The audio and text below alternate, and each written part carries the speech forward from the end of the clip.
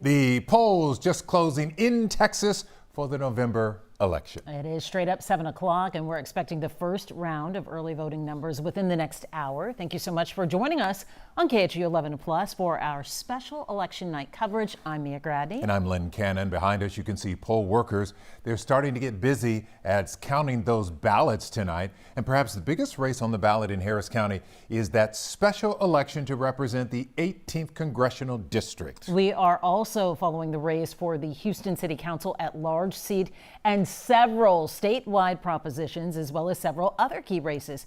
We have team coverage for you this evening, bringing you up-to-the-minute results. We also have a panel of experts joining us tonight. We have Dr. Michael Adams, TSU political science professor there on the right.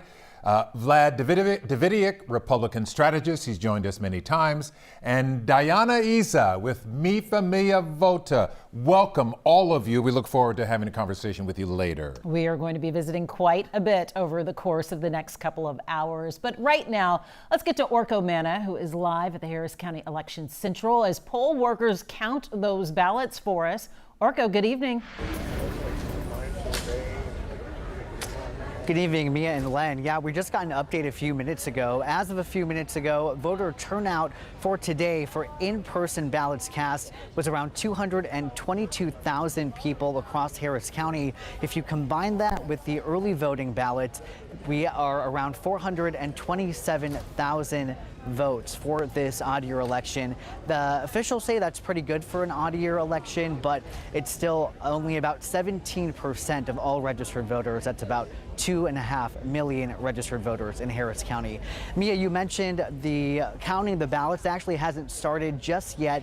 All the ballots from the 600 vote centers across Harris County will be coming here to election headquarters. This is basically just a warehouse near Bush Airport. Again, all of the ballots from the in-person ballots cast today from the 600 vote centers will be coming here, and this area behind me is actually where election workers will count those ballots. We're told that those first batch of ballots should be arriving here somewhere between 8 and 8:30 tonight. Still, even though that's about an hour and a half away, we have seen a lot of activity here. We've been out here all day, all evening, but in the past couple of hours, we've seen more and more election workers show up. It's gotten a lot more busy here with folks getting ready to count those ballots. We know in the past that there have been some issues when it comes to bringing all of those ballots to election headquarters, because again, this centralized location is where all the ballot counting happens. And you can imagine, with Harris County being the largest county in Texas and the third largest county in the country, that it takes a lot of effort to get all those ballots here. But sometimes things do get delayed either at the vote centers or through transportation. But the Harris County Elections Office tells me that they do have elections staff working to make sure that they get all the ballots here on time and as quickly as possible. They also have constables' offices working to securely transfer all of those ballots from the different precincts all the way here to election headquarters to make sure that those ballots get counted. Again, we're expecting the first batch of ballots to arrive here at election headquarters between 8 and 8:30 tonight. We're also expecting to get an update on voter turnout and on how everything went today from the Harris County Clerk, Tanisha Hudspeth. We're expecting that update in about half an hour at about 7:30. But we have heard from officials throughout the day that it has been pretty much smooth sailing. There were a couple issues kind of earlier in the morning, but nothing major. They do have a call center here at election headquarters that voters and election workers could call into if any issues arise. We didn't see any flurry of activity. We definitely saw some people answering phone calls, but there hasn't been any major issues. Again, polls just closed at 7 o'clock.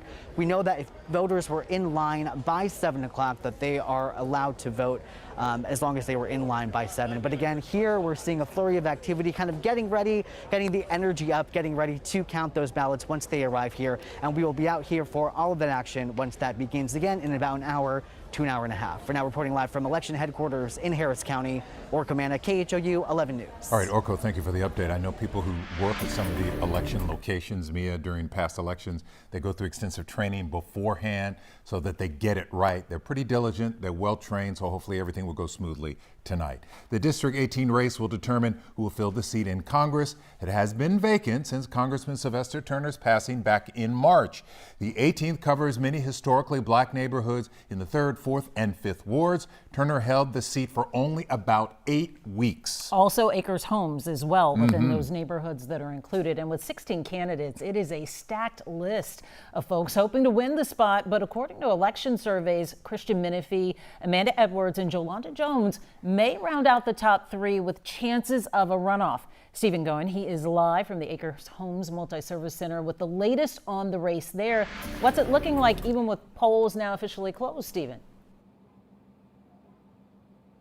Hey there, Mia. We've been here for hours monitoring this polling location. We just saw a few people leave after voting, so the doors were closed, but people were still in line. If we want to talk about the 18th congressional district race, a lot there, big implications as you mentioned. This district covers so many different neighborhoods in Houston, downtown, east downtown, parts of 3rd, 4th, and the 5th ward, Cashmere Gardens, Acres Homes. So whoever ends up winning and fills this seat, they will have a very big and diverse constituency they're going to have to represent.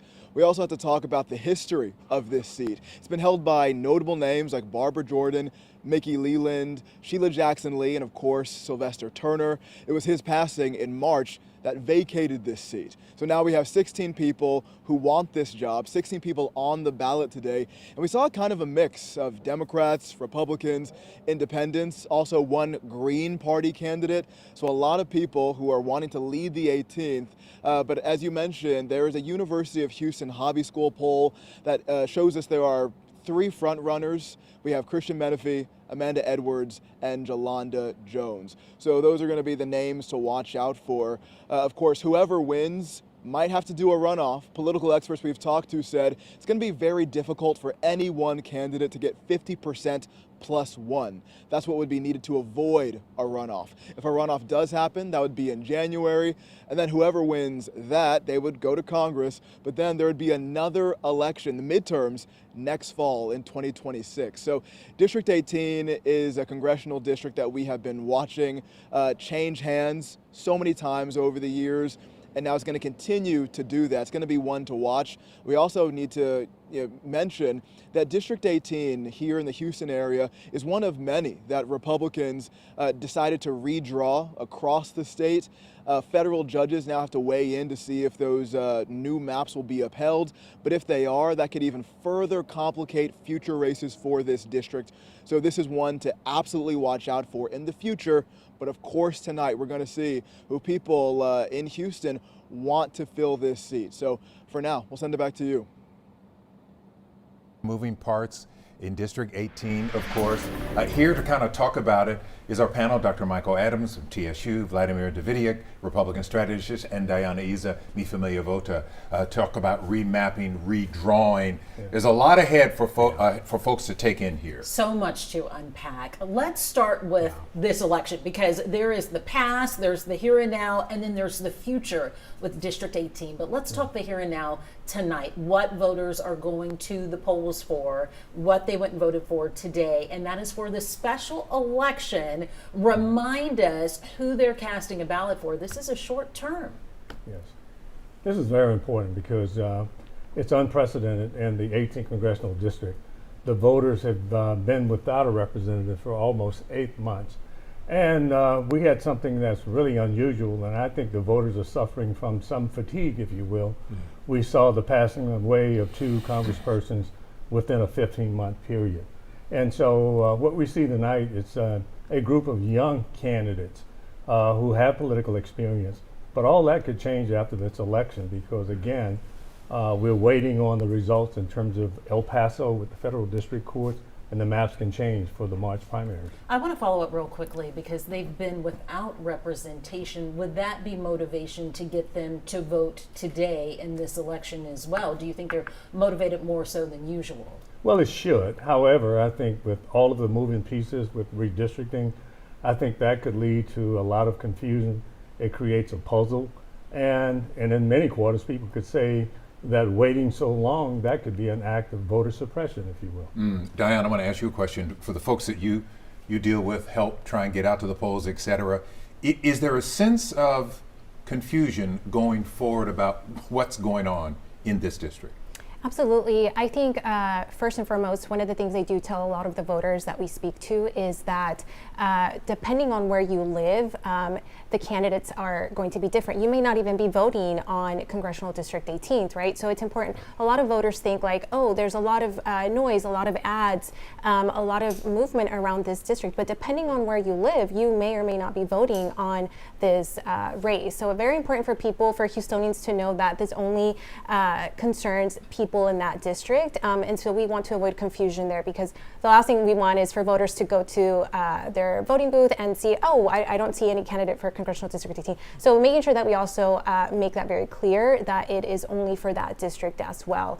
And I think breaking it down of why it's so important for us to have congressional representation, and that's one of the things that we are telling folks through text banks, through phone banks, and through knocks on the door, is the importance of having someone represent you in DC.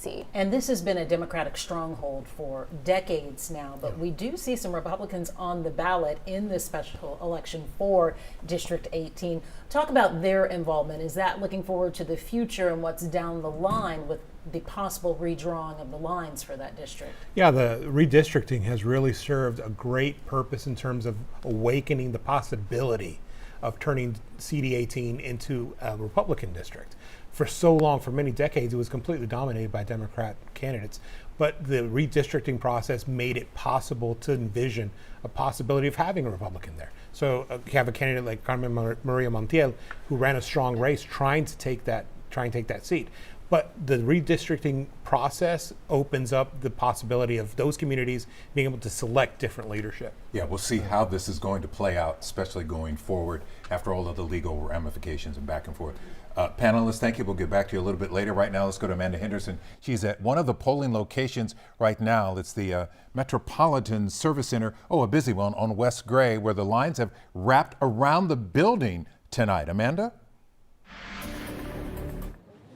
Yeah, this is something that a lot of people have never seen before. In fact, we were just talking with New Erie right here. You guys got in line about 5 minutes before 7. Yeah. Describe this line for me. Yeah, it's crazy. When you come up and then the line is all the way to this end corner, then it's all the way to the end down here by the baseball field. It's usually never like this. You said in the past it's only been, you go in, you come out, it's 5 minutes. This is a little more than 5 minutes, though, I assume. Yeah, definitely. I don't think it's going to be even the 10, 15 minutes it say on the app or website, whatever. But is it encouraging to see so many people voting? Yeah, this is definitely a lot more than it was in the past, so hopefully it does something. All right, well, thank you guys so much, and hopefully this line goes a little quicker. Hannah, I want to see if you can turn and just show how long this line is. Guys, this is behind the West Gray Center, which historically is a pretty popular place to vote. In fact, I voted out here last year myself, but again, the line didn't look quite anything like this. It is still pretty long. You saw the shots earlier, and they were completely wrapped around this tennis court right here. Now they've gotten a little bit smaller, but things are still very busy out here. Final voters are in line. Marcelino, we're going to toss it over to you. Amanda, thanks so much. I'm joined now by KHOU political analyst Brandon Rottinghouse. We're here to talk about the 17 constitutional amendments on the ballot here in Texas. A lot to talk about, and we're actually getting numbers and results in.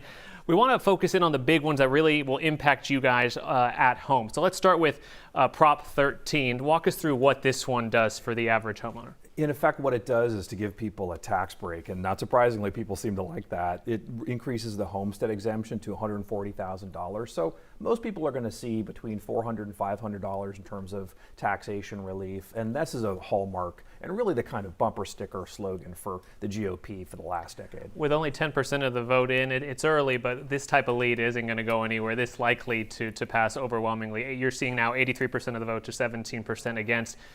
It's very unusual to vote against a tax break, paying lower property taxes, right? And I think when I spoke to Paul Betancourt, the state senator behind this proposition, a $484 approximate saving for the average Texas homeowner, a big deal. It's a big deal, and the GOP has been trying to find ways to reduce the tax burden on people. It's hard because of the way the system works in Texas, so this will definitely be kind of a welcome for a lot of people, but there's a catch. The catch is that the state has to pay the school districts to make that money whole, so it's on the hook for about $4 maybe $3 to $4 billion in terms of general revenue fund that's going to have to go into the school district. So somebody's going to have to pay for all this, but homeowners are going to get a little bit of a break if this passes. Hand in hand with this one is Prop 11. Let's talk about that one. We have results coming in for Prop 11. Talk about what Prop 11 does. Also, property tax relief. Yeah, very similar to that. It doesn't have a specific homestead number, but if you qualify in this case, if you're somebody who's elderly and disabled, then you get a break on your homestead exemption, which is really the primary way that people are taxed in Texas. This is a big concern for the GOP. They've talked a lot about how the tax burden is too high in Texas, so this is one way that they can reduce that. And so this one, 81% to 19%, also expected to pass. Seniors could be getting up to $200,000 combined reduction in their property taxes. That's about a $900 reduction over time as they pay throughout the year. A big deal for Texas seniors and Texas homeowners. Len and Mia will send it back to you. All right, we'll pick it up from here. Thank you so much, Brandon and Marcelino. Hey, we are off and running. These are very early votes thus far, but we'll be waiting for more returns. We're only just getting started. Yes, we are. We send it now to our live results board, where every result will be updated in real time. I'm Lynn Cannon here with Mia Gradney. We'll be right back after this.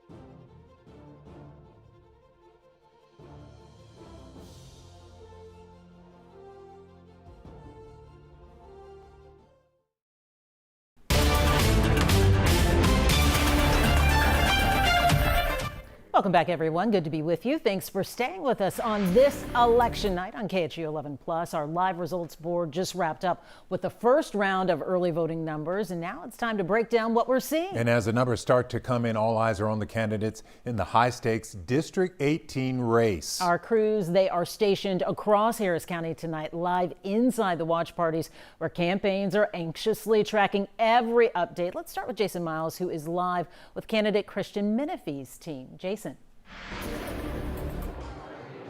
Hey there, guys. Here I'm at an establishment called The Spot in Edo, kind of slash Third Ward. It's a relatively small lounge and bar, and we're kind of getting intimate in here because this crowd keeps growing. I don't know how wide a shot photographer Sergio could get, but you see the stage set up over here, eagerly in anticipation, or I should say the crowd eagerly anticipating Christian Menefee to take the stage at some point tonight, and early indications are he may be claiming victory, at least claiming victory as far as a potential runoff.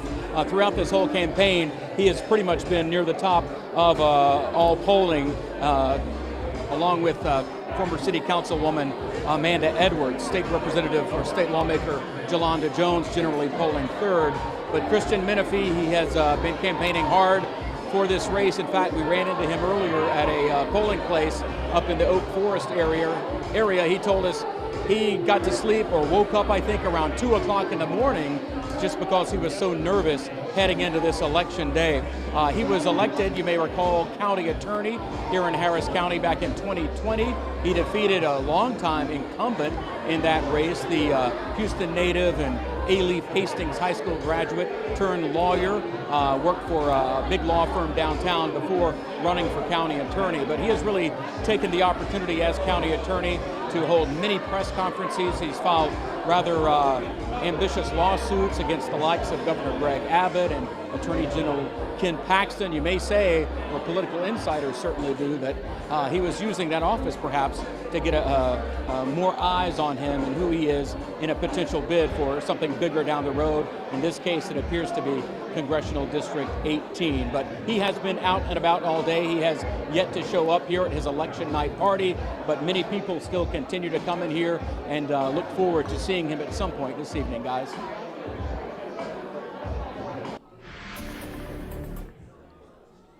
Well, I'm here at late August here in downtown Houston, and take a look behind me. The strings are hanging, the balloons are up, and people are starting to arrive. That is because this is the election night location for the election night party of Amanda Edwards. Now, she is not here yet. I'm told she'll be arriving here probably in the next 20 or 30 minutes. But the reason for that is because she made sure to visit many polls today. And by many, I mean 14 to be exact, throughout the entire District 18. And when I asked her why she wanted to do that, she said it was important to her that she remains the candidate of the people, the candidate of the neighborhoods, and she wanted to be seen by the people and the neighborhoods today. She left, I'm told she left her last polling location at about 7 o'clock this evening. Another thing that she told me today, when I asked her about how she was feeling about today, she told me that today is a long time coming. She says that is because when you look at all of the time after Congresswoman Sheila Jackson Lee's passing, and also you look at the time after Congressman Sylvester Turner's passing and the delays in the special election and the runoff, she says the district has been without representation for 18 months. She says that is too long, and she's excited in her mind and in her words of representing this district next. Of course, we're going to have to wait to see what happens tonight. That's what this party is about, and that's what all these people are going to be paying close attention to. So we're going to continue to check in from here and hopefully speak to her again a little bit later tonight when she shows up. But for now, I want to send it over to Katia Winfrey, my colleague, who is at the location for the election night party of Jolanda Jones. Well, Tracy, as you can imagine, all of the candidates for District 18 have high hopes that they're going to come out on top. I am right now at the watch party for Jolanda Jones. It should be getting, matter of fact, it just got started officially about 4 minutes ago. You can look around and see that they're already setting the tone, setting the mood, really hoping that Jolanda comes out on top and comes out with the win. And that's her plan also. I got a chance to speak with her earlier today while she was going around the community around Houston, going to those polling locations, getting those last-minute voters. You can take a look at some of this video we got earlier today. She was out there campaigning alongside Olympic track sensation Carl Lewis. They were saying that Houston has a long way to go. District 18 needs that positive representation that they've been known to have, from Sheila Jackson Lee, Sylvester Turner, all the way back to Barbara Jordan, Mickey Leland, and all the other greats. They say what's at stake is paramount, and so they need someone in the position who's going to do the work. Take a listen to what Jolanda Jones had to say when I spoke to her earlier. So let me be clear. This is a fighting district. Barbara Jordan helped impeach Nixon. I don't need to tell you what Sheila Jackson Lee did. The country has Juneteenth because of Sheila Jackson Lee. This district is historic to black people. Trump is trying to DEI us, get rid of us, erase us. It's not gonna happen. I am fighting, and Texas 18 needs to stay. And obviously, Jolanda Jones with some very strong words. In addition to that, sharing concern about the possible cuts to Medicaid, Medicare, SNAP, and so much more. I'm told she'll be making it here to her watch party very soon, and hopefully we'll be able to get an update for her. But of course, be watching the results closely. Marcelino, I'll send it back to you. Katia Winfrey, thanks so much. We are in studio now joined by KHOU political analyst Brandon Rottinghouse, and we are tracking the 17 constitutional amendments propositions on the ballot. Just a reminder for our viewers, all of these were passed by the legislature, but now voters need to approve if they are to become law. 51%, right, is the magic number tonight? That's correct, yeah. This is the last chance that people have to say something about the policies here, so this is their chance to vote. So let's get right to the results. We're looking at Proposition 3, bail reform, 21% reporting. Magic number again is 51%. This one way over, 63% to 37%. Walk us through what Prop 3 does, and it's a big deal here in Harris County. It's a big deal, yeah. Harris County's been the epicenter for bail questions, and although they had a kind of a solution to this effectively, to some degree, sidesteps some of that. This is a proposition which essentially limits bail for people who are accused of certain kinds of violent felonies, sexual assaults and things like that, murder. And so this is definitely something that, as a tough on crime measure, is going to get Republicans points, but it also puts a lot of pressure on the Harris County Jail. And in Harris County, we saw a lot of cases where people were released on bail after violent offenses. I think back to the Marta Medina case, violent carjacking outside of McDonald's, a grandmother who was killed. Those were the high-profile stories that were told, trying to rally support for Prop 3. So far, it appears it worked. Yeah, it should pass. This is certainly something that people are likely to back, given that tough on crime is the new vogue. All right, let's look at Prop 4. Prop 4 we featured on KHOU weeks leading up to this. This is the water infrastructure funding proposition. Again, 35% of the vote in, 71% to 29%. This one on its way to passing as well. Walk us through what Prop 4 does. Well, Texas is thirsty. It needs water. Some estimates imply that about $150 billion per year is needed to be able to sustain the current state of affairs. And that means that Texas is going to have to spend some money. That's effectively what this does. People seem to be supporting it. Most every region in Texas is in a drought, and so the need to be able to have this is really imperative. And it's $20 billion that voters seem to be approving, spent over 10 years, so $2 billion a year for water infrastructure projects. And we know here in Houston, our infrastructure tends to be old. And when I was doing reporting for this story, I learned that 30 billion gallons are lost in the Houston water system every year due to leaky pipes. So a lot of this money, you can bet, will be coming here to the Houston area. Totally true. All right, we'll send it back to you guys. All right, Marcelino, thank you. All right, let's check out some of the local races as the results start to roll in here. First, City of Houston at-large position 4. This is to replace Letitia Plummer, who is running for Harris County Judge. 15 candidates in all, but look at the top contenders. In the middle there is law partner Alejandro Salinas.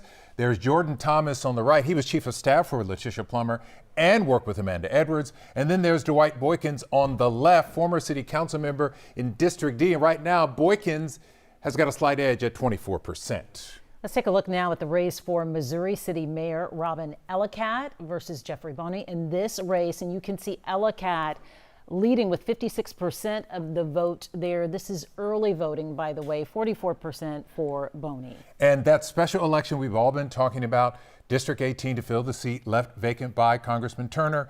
16 candidates are running. The top contenders here Really no surprise. Their city attorney, Christian Menefee, topping the pack at 32% right now, former council member Amanda Edwards at 25%, and Jolanda Jones coming in at 19%. That's going about as we expected. Let's go back to our panel. How do you think this is going to play out? There's going to be a runoff, don't you think? Absolutely. There's gonna be a runoff. More likely than not, it's probably sometime in January or February, depending on how things go.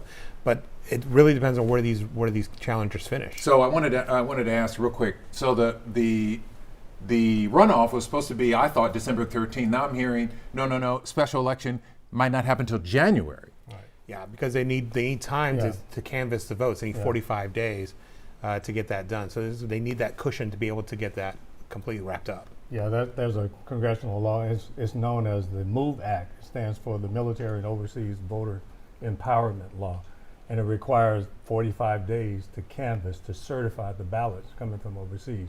So this could be pushed back until mid-January or late February. Whoa. Yeah. Let's get back to the candidates, looking at the three in the lead there and who we're talking about possibly getting to a runoff. These are familiar names. So looking at how voters have casted their ballots thus far in this race, it seems to be name recognition and history that are motivating them. Well, not only name recognition and history, but also recently, both Menefee and Edwards dropped ads to really bump up their name ID and really get to those voters. You can't say the same for some of the other candidates, so that's really helped with that. Yeah, and from an organizational perspective, organizations that do a lot of GOTV campaigns, I do really think that the door knock campaigns, the text banks, the phone banks all have helped different candidates and their profile in Congressional District 18. And they've had very different approaches. When you listen to those ads, at least, Menefee is talking about what he's doing, taking on also even President Trump, he mentions in one of those ads. Edwards, it seems like, is playing up more to the neighborhood and knowing the neighborhood as well. How could that play out for them taking those positions? I think this election, it indicates that politics has become more nationalized. And Tip O'Neill used to say that all politics is local, but that is changing. And it's interesting, there was a recent poll where they ranked order the policy issues, and the voters in District 18 ranked civil liberties and civil rights. And so that means that obviously they view the Trump administration as an existential threat to civil liberties and civil rights.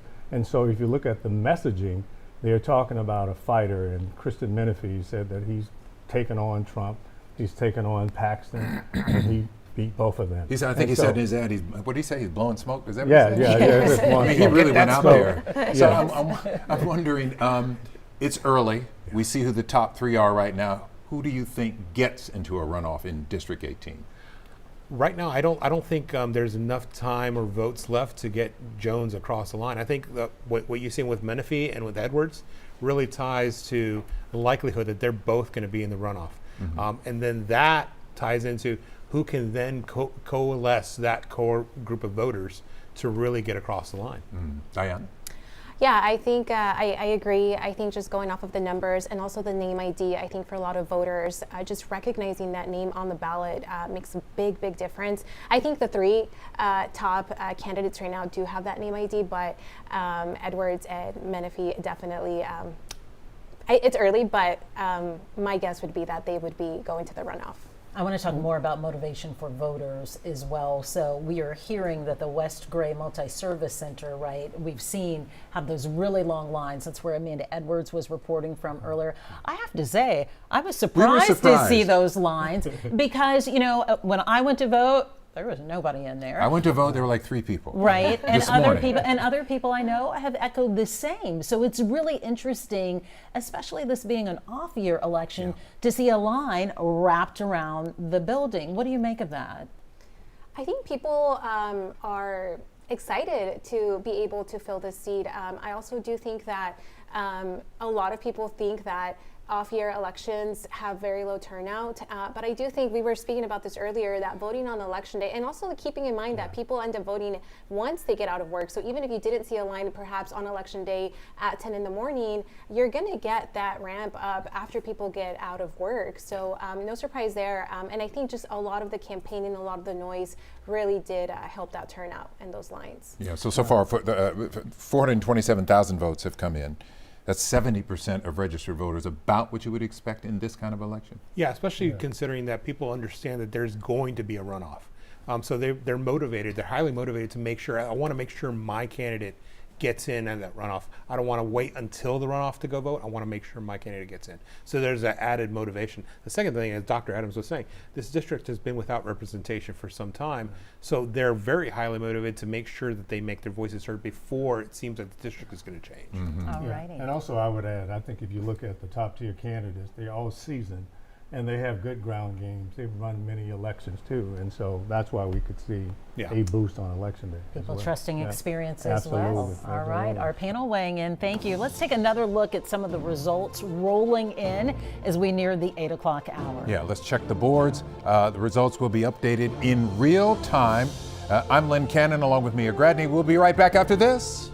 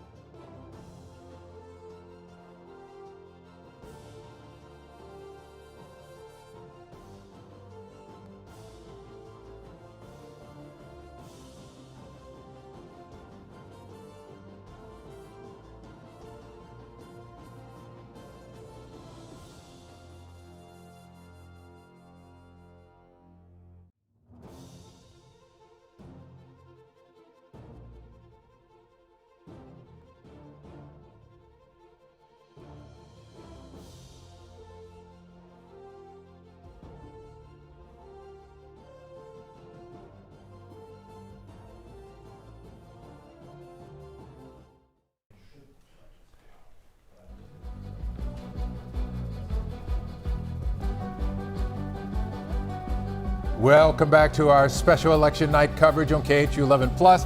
We thank you all for staying up with us. Hello, I'm Len Cannon. Good to be with you. I'm Mia Gradney. You were just looking at some of the results starting to come in. Right now, Christian Menefee leads the race for Congressional District 18, but keep in mind the winner needs 51% of the vote. Let's send it now to Jason Miles live at the Menefee Watch Party, and we understand we heard from Menefee himself just in the last 10 minutes or so. Jason.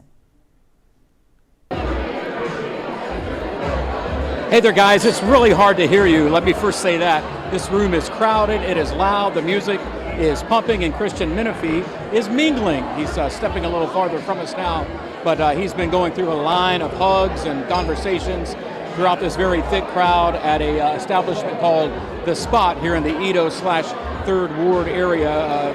The Harris County Attorney, Mr. Menefee, entered the room maybe about 10 or 15 minutes ago. City Councilwoman Tiffany Thomas made a few remarks, and Menefee made a few even briefer remarks, just telling the crowd he appreciated their support and he will have more news in a short while. But as we've seen these early results come in, he is on top of this race in District 18. He has been polling in the lead for quite some time, and as we have spoken about extensively, we do anticipate a runoff between him and potentially Amanda Edwards. Jolanda Jones is also running third, but right now he is feeling excited, and as I mentioned a little earlier, he told me at a polling location this afternoon that he got up at like 2 o'clock. He basically went to bed last night and could not sleep because he was so nervous, and a good nervous about today's election, and it turns out his good nervousness may have paid off because he is feeling good right now as he mingles with several elected officials and a whole bunch of regular folks who went out to the polls to support the Harris County Attorney, perhaps the Harris County Attorney turned congressperson in the next couple of months. Guys, we'll send it back to you. All right, Jason Miles there at that live scene with Christian Menefee's camp. Thank you. We're checking in now at Election Central, where we also are hearing from the head of Harris County Elections, Tanisha Hudspeth. Yeah, Orko Mano is there at the Election Central. He has more of what Hudspeth had to share on this election night. We're all wondering, all going smoothly, Orko? Yeah, Len, Tanisha Hudspeth says that everything has gone pretty smoothly today. Obviously, at the beginning of Election Day, there are always some hiccups, but she says there were no major issues. Right now, we're standing inside election headquarters. This is basically a warehouse near Bush Airport, and they've transformed this, as you can see, into a huge area where all these election workers will be counting ballots. Right now, those ballots have not arrived yet. All the ballots that were cast today will be on their way here to election headquarters. We're expecting the first batch of ballots to arrive within the next half hour or so. As you mentioned, we spoke with Tanisha Hudspeth just a little bit ago about how today went. I also asked about getting those ballots here in a timely manner. We know Harris County is a large county, and this is near Bush Airport. So if you're a voter who went to a location that's farther away from here, you can imagine it'll take some time for those ballots to arrive here. So here's what Tanisha Hudspeth had to say about that and how voting has gone today. Today is the end of Election Day. Well, for some, because we still have voters in line voting at some of our vote centers throughout Harris County. Polling locations closed at 7, but every single voter that was in line by 7 o'clock p.m. will still be processed. And yes, we still have voters in line, so that's a good sign. They're making sure they cast their ballot in the November 4th election. Early voting and mail ballot results are in. You can find the results at harrisvotes.com. Unofficial results. So early voting in person and mail ballots was 212,835 voters. 212,835. That's the amount of individuals who voted by the end of early voting. That was about 8% of the vote. Election day so far, over 226,000 voters. And like I said, voters are still voting. Election totals so far, a little over 430,000 combined. But again, that number will continue to move. Results are on Harris Votes and will be updated throughout the evening. As vote centers shut down this evening, election judges will return equipment to one of the 5 regional centers across Harris County. which includes election headquarters where you're standing right now. So again, those election workers, if they still have voters, they're processing those voters, will finish paperwork and forms and documents, and then they will proceed to close down the poll and continue on with compliance to get to the closest regional collection site. Unofficial results will be posted on harrisvotes.com at regular intervals throughout the night. The timeliness of the results this evening is driven by how promptly our judges close their polls and deliver equipment to their designated regional collection centers. So in terms of calls and tickets that we've received for today, there was about 46% of voters calling regarding vote centers. Where can I go vote? As you all know, here in Harris County, voters can vote countywide. So voters had a choice of 600 different vote centers to vote at. About 13% about voter registration. When it comes to behind the scenes in vote centers, about 17% on equipment, another 17% on processing voters. This is how we support our election judges throughout the day. And another 16% for election services and procedural questions. This is no different from any other election. On the start of Election Day, we're taking calls throughout the day, and at the top of the morning, while we're all working out the kinks, including election judges, we are processing and supporting election workers throughout the day. So I hope that if you're watching and you voted today, that you told one of the election workers, thank you for serving, for stepping up to serve. Are there any questions?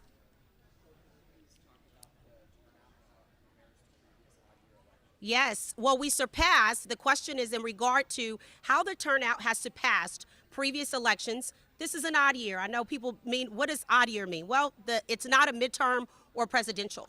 And so we surpassed numbers from 2015, which we compare it to, and we're really, really close to the 2023 off-year election. So, like I said, voters are still voting, so it's going to be interesting to see what the last numbers will be. So stick with us, because we're sure to continue moving through the night. Thank you for that question. Any other questions? Yeah, County Clerk, I know there are 600 vote centers. It's the largest county in Texas, third largest in the country. What measures are put in place to make sure that all the ballots being brought here to election headquarters is done as fast and as smoothly as possible? That's right. The question is in regard to all the preparation our office handles leading up to Election Day. We are the third largest county in the nation. We are the size of 25 states combined and the largest in the state of Texas. And so when it comes to preparation, we are preparing 9 to 12 months prior to Election Day. So what does that mean? As we are conducting this election right now, we are already preparing for the midterms next November. And what are we doing throughout that time? We're recruiting election workers to serve, to train throughout that time. We're also implementing new legislation. There was a legislative session that took place earlier this year, and many procedures from behind the scenes are being worked on to make sure they're implemented by the time frame, and future measures.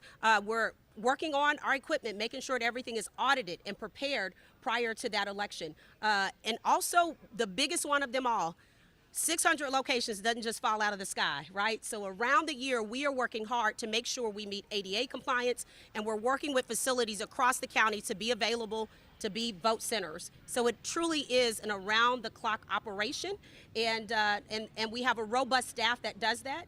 There were 6,600 election workers in the field today, but by the time we get to midterms next year, we're anywhere from 12 to 15,000 election workers. I just wanted to ask for tonight in terms of bringing all the ballots here. Sure. Just kind of what's being done tonight. Yes. Sure, thank you for reiterating that. As every single vote center closes tonight, every judge will go to one of our 5 regional collection sites. At those regional collection sites, we'll go through their compliance measures to bring in those boxes. Once those boxes are brought in, then we will start tallying and sending in information that will come here to Central Count. So we will be here until every single regional collection site is finished. This is the last stop for tonight. So it's going to take quite a while for 600 election workers or 600 sites to get to those 5. And the last final stop is bringing all that equipment here to election headquarters. Thank you for reiterating. Any other questions?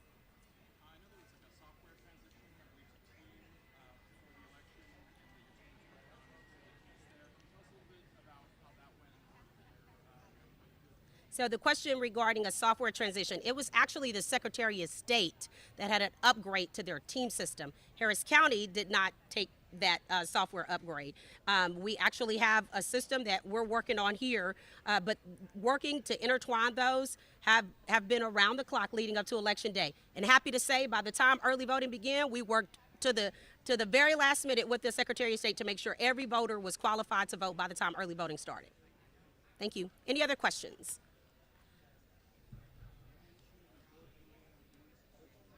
Say that one more time.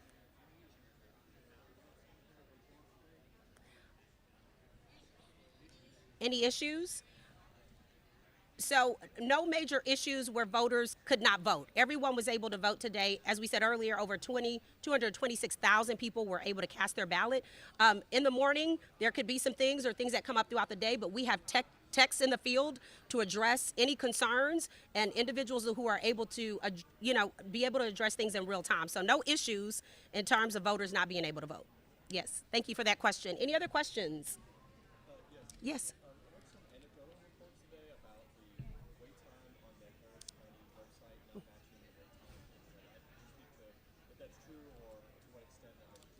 I've not received a direct report about a certain vote center, but there is a wait time feature on the website.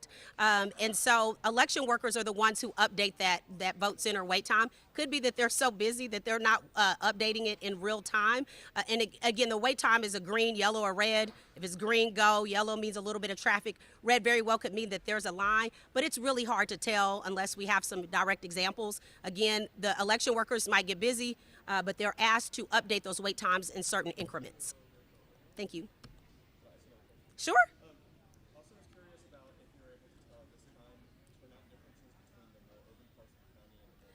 Not yet. You're a little too early on the data in terms of urban versus inner city, but we could get to that a little bit later. Obviously, you all know, as you look at the results, we had everything from a special congressional race to a special City of Houston race down to propositions. And so those results are available now on harrisvotes.com. We will continue to update those results throughout the rest of the evening.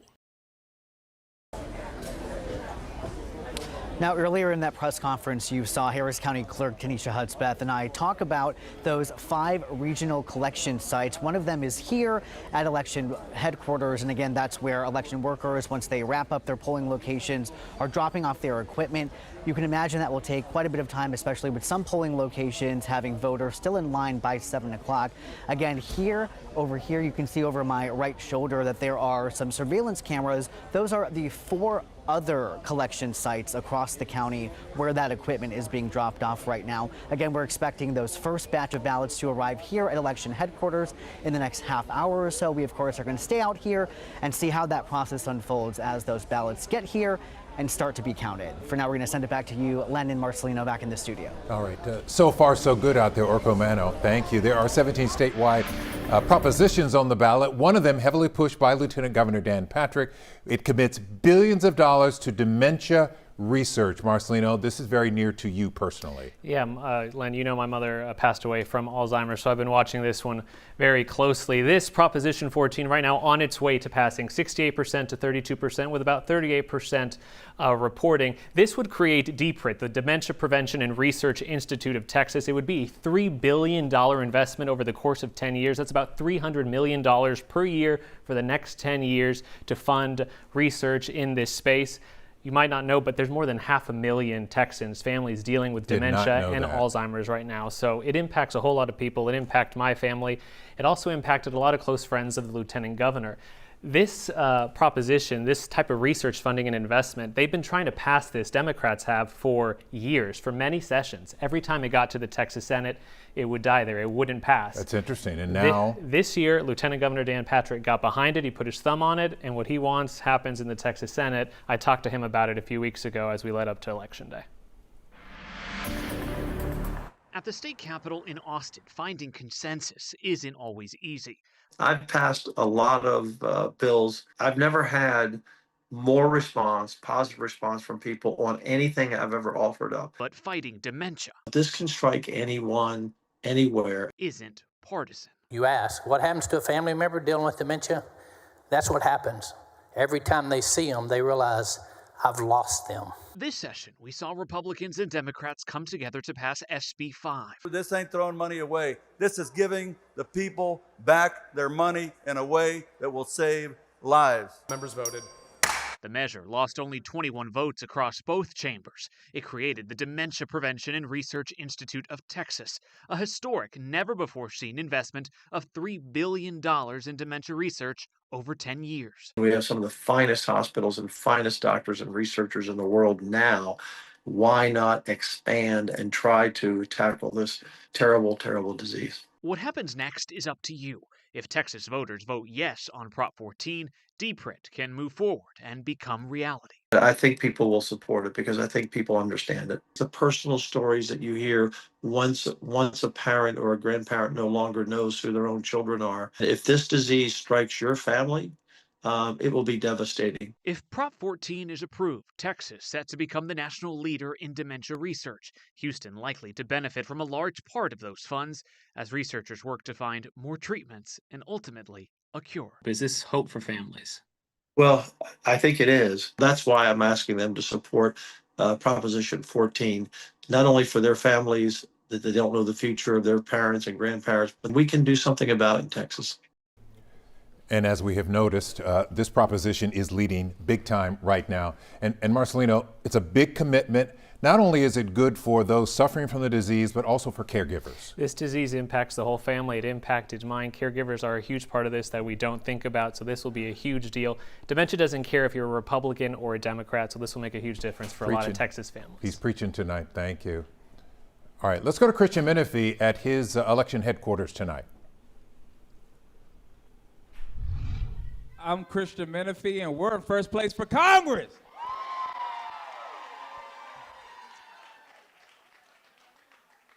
Look, my team knows that I typically don't prepare remarks, so I didn't today either, but I have some thank yous, and it's so important in this long, long journey that we've been on that I thank each and every person who's been a part of this journey. Those of y'all who know me know that I am a 4 a.m. in my Bible praying man, so I want to start off thanking God because there have been so many nights, morning prayers on my knees to get us here today. I want to thank Afni and Aaron for hosting us tonight at the Spot, Black-owned business in the district. To my family, my intelligent, capable, beautiful Barack and Michelle Obama wife, Caitlin.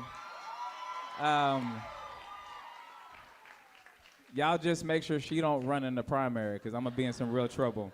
And Malcolm and Gabriel, who have just held this down throughout the entire process. To my loving parents who have accepted every single call, whether it be at 6 a.m. or at 1 a.m. to talk to me, to encourage me, it's meant the absolute world to me. To Caitlin's parents, to Sean, Rose, Patrick, Elena, Jiro, Rachel, Asia, Yasser, my entire family, love y'all. To all my cousins, my aunties and uncles, my uncle is here today. And for those of y'all who don't know, he's from Fifth Ward, Texas. And he walked over there, he said, "Excuse me, Unc." He said, "Oh, you nephew, you ain't Unc." To my fantastic team, Jamie, Delilah, Otis, Roxanne, Kira, Tatiana, Stefan, y'all have kicked tail in this campaign. To my best friend, to one of the Swiss Army knives of this campaign, Bruce Turner, I love you, thank you. Our consultant team, Bayou City Strategies, Lake Research Partners, Vote Shift, Resonance Campaigns, North Star Digital, Adwell. Thank y'all for the amazing work that you've done. I can't tell y'all how many times I went to a poll and somebody was like, "Oh, we seen you working out," or "He gonna take Trump to school." Y'all did y'all thing. Thank you very, very much. To the Legacy Sheila Jackson Lee team. Those of you who know anything about the 18th Congressional District know that it is a seat of icons, of Barbara Jordan, of Mickey Leland, Craig Washington, Sheila Jackson Lee, Sylvester Turner, and Erica Lee Carter. And these folks came and embraced me and imparted me so much knowledge about the district and about how best to serve people. So to our former Congresswoman Erica Lee Carter, to Gerald Womack, to Danielle and Stacy, Julian, Linda Brown, all y'all, thank you. To my trio of legal minds, John, Jay, and Neil, who have been holding me down throughout this whole process, thank you. The Finance Committee, Katie McNerney and Gerald and the Finance Committee, thank you. To the canvassing teams and neighborhood captains, so Deidre, Vilma, Evelyn, every single one of y'all who was out there knocking doors, making sure that folks knew about the message.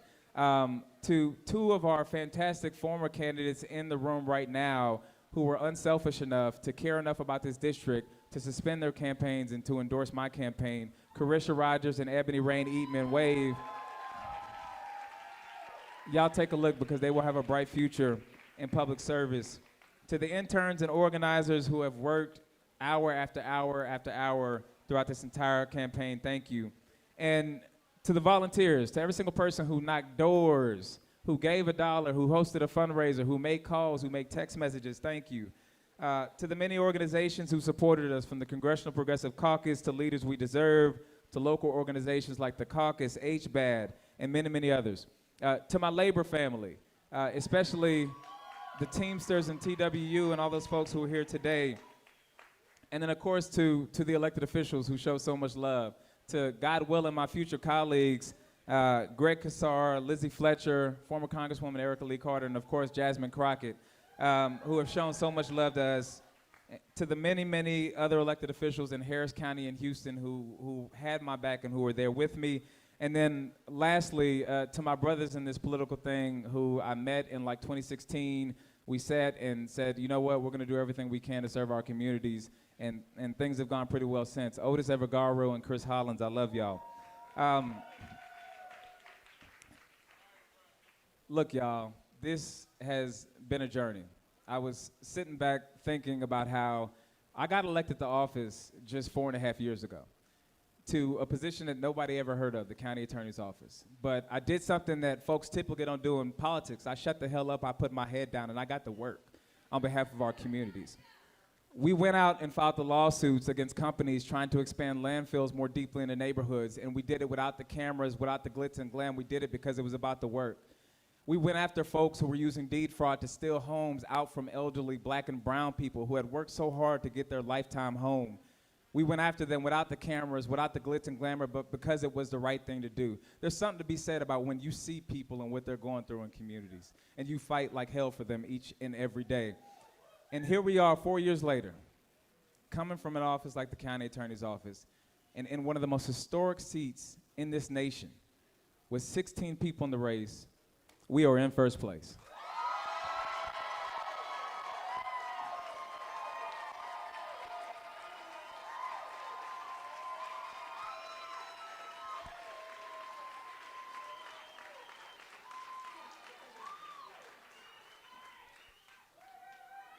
The thing that I've loved the most about this campaign is that although I see so many friends and family throughout this room, this campaign was never about any one of you.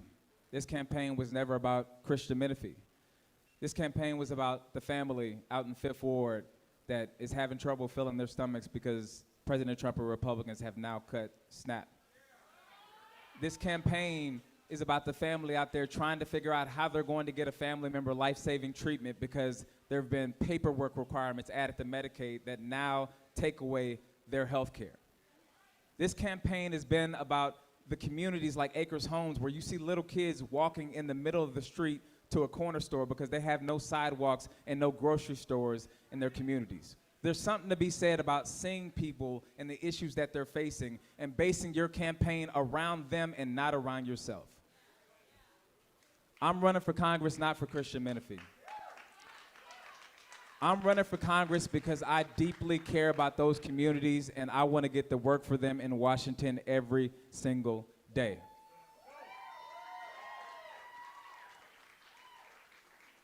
And my plan is to advocate for them. I want to return to the days in America where you could work 40 hours a week, get the house, the 2 cars, send your kids off to do better than you did, and retire at a reasonable age. But right now, so many people in our community are working multiple jobs. They're not making ends meet. They have no money in savings. And if something happens to their health, it could set them back decades financially. I'm running because I believe in an America that has living wage for every single person out there, so that if you're working full time, you can afford to take care of yourself and your family. I'm running because I believe in America where universities can't put you under $200,000 in student loan debt, but instead you have real pathways to good paying jobs so you can take care of you and your family. I'm running for an America that gives us universal health care because it is a right that should be guaranteed to people and not a privilege for the few. That's the America that I believe in. And across this country, you're seeing that folks believe in the same vision. I was asked earlier by a Republican at the polls, why do you talk so much about Donald Trump on your campaign? I said, hell, because when I knock on people's doors, that's what they talk about. But I want to be clear. We have to present an affirmative vision for the America that we want to see. People are suffering on a daily, and Donald Trump and MAGA Republicans are making it worse. So when I talk about going out to D.C. to hold Donald Trump accountable, it's not to make headlines, it's to protect those communities. It's to make life better for those communities. So my message to MAGA Republicans and Donald Trump in Washington, D.C., we got just one more election left, and then you're going to have to see me.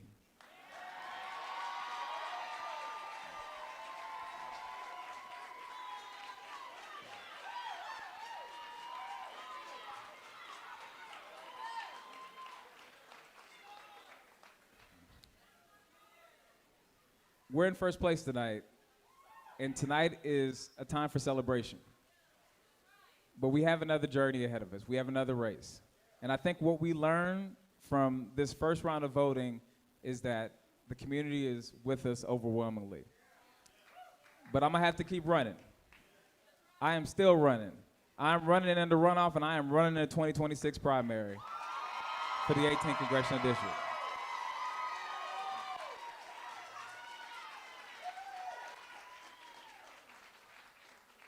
So I'm asking y'all to dig deep. I'm gonna be calling you for your help, for your support, for your money, for your volunteer time. Same way I've done in the past. I see some of y'all trying to duck me. There it is, there it is.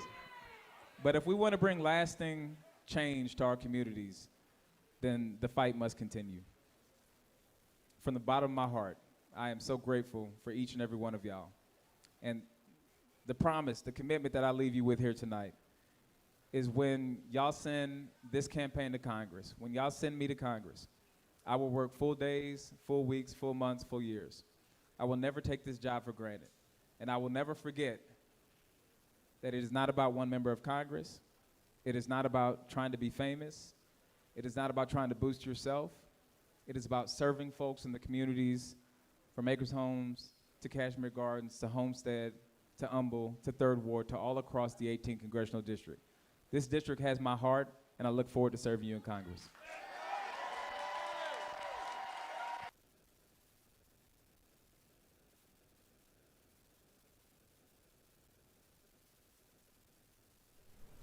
Okay, so we have just wrapped up a hearing from Christian Menefee. He is the leader in the race for Congressional District 18, jumped out ahead of the other contenders. Really, there's just three in this race. Menefee with the lead, followed by Amanda Edwards, and then Jolanda Jones as well. But very excited there among his supporters and thankful for that lead and expressing his gratitude and talking about some of the things that he thinks helped propel them there, talking about taking on President Trump and Ken Paxton as well. Yeah, he's talking boldly about representing the folks in the district.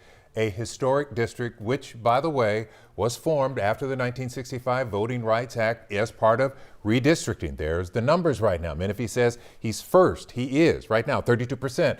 Amanda Edwards, who is another up-and-coming young politician who has run before, trying to find her footing tonight. She's second at 25%, and Jolanda Jones, also a person with experience campaigning and being in office, at 19%. Only the top two will move on to a runoff election, which will happen perhaps as late as mid-January.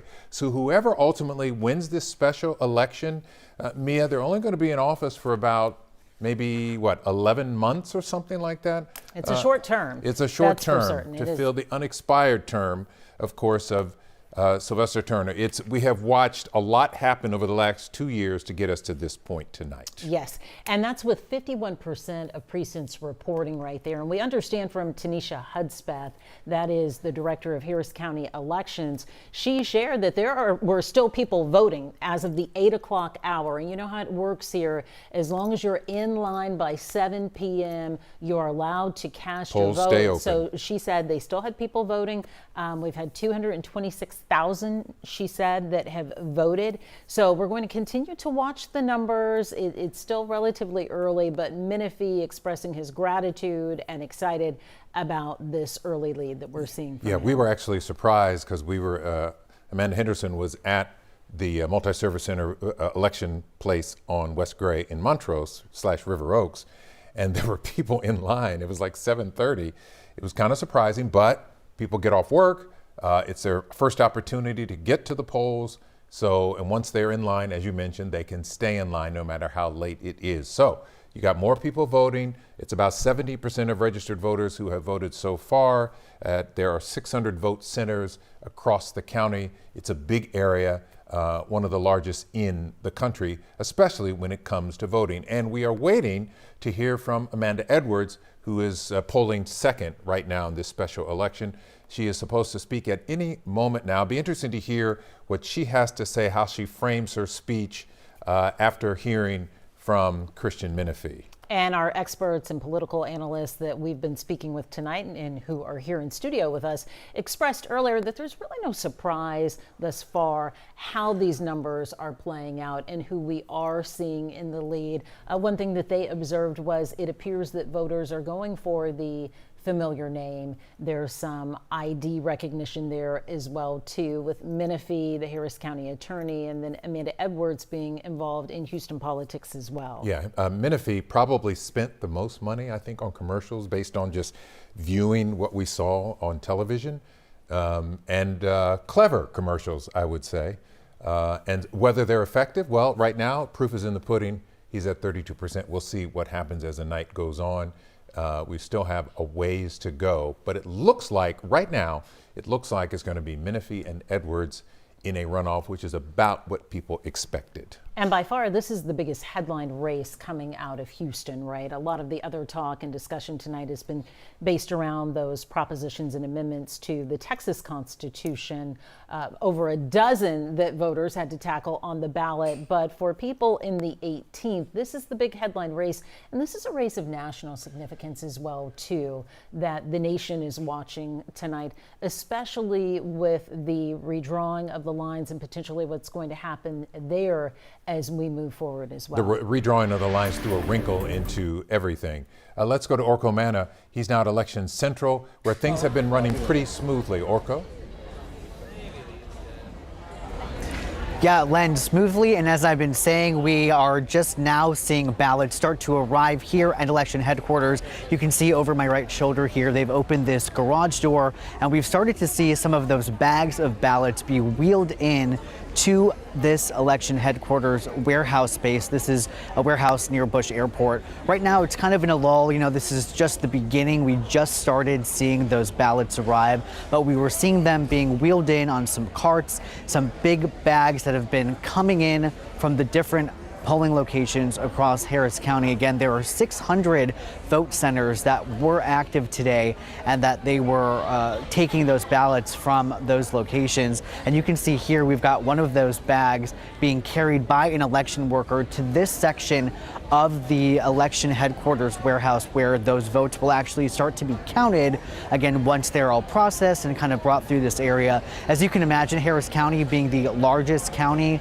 in Texas and the third largest in the country, it's going to take quite a while for those ballots to arrive here, again, for all of the ballots to arrive here, but we are seeing those bags of ballots start to get here from those 600 polling locations. We know elections workers and constables' offices are all working to get those ballots here as quick as possible. Of course, as you can imagine, with the county being as big as it is and with issues like traffic sometimes arising, it could take some time. Tanisha Hudspeth, the Harris County clerk, says that it will take quite a while for all of the ballots to arrive here. But again, they have all of these election workers prepped and ready to go. Again, we've been seeing folks get ready and bring those bags as they slowly start to trickle into election headquarters here. You see those carts that they're wheeling out.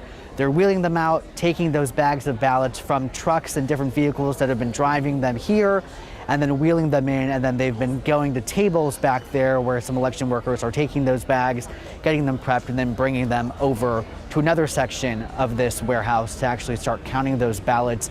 Again, there are 600 vote centers that were open today for in-person voting, and again, 600 in-person voting locations. It's going to take quite a while for all of those ballots to arrive here. Again, I'm told that election workers have been preparing and have been trained extensively to make sure that they get these ballots in as quickly as possible, start counting them as quickly as possible so we can get those updates. We're actually going to go get a closer look at this process in just a little bit here, but for now, we're going to send it back to you guys in the studio. All right, appreciate the rundown from election headquarters tonight. Orko Manna, thank you. And a reminder, you're watching special election night coverage on KHOU 11+. We thank you for staying with us. I'm Mia Gradney. And I'm Len Cannon.